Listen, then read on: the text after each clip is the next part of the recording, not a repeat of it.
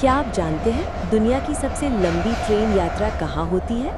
रूस की trans Siberian railway 9,289 kilometre लंबी ये रेलवे लाइन 8 टाइम जोन, 87 शहर और 16 नदियां पार करती है।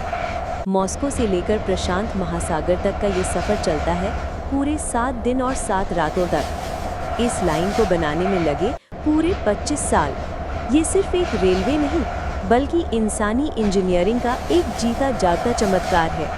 सोचो जरा, 7 दिन बिना रुके, बस ट्रेन और अंतहीन नज़ारे।